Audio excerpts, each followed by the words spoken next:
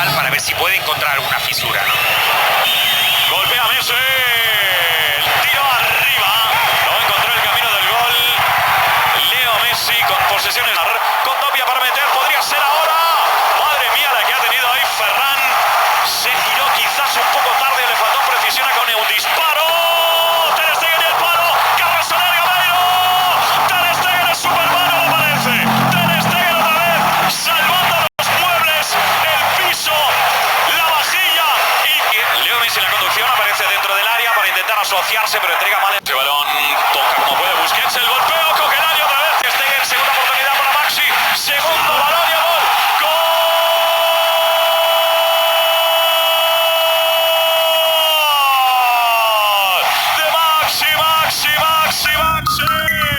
Ha habido un desvío dentro del área que ha descolocado a marca 3 Ter Stegen. Ansu Fati pudo hacer Maxi. Ahí los jugadores del Barça, como os dice Ángel, en línea.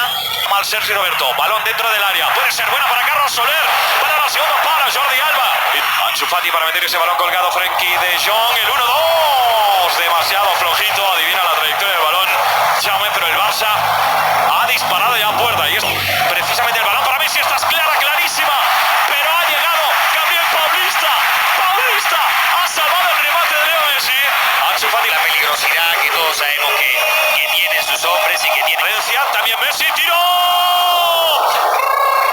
El disparo de Leo Messi.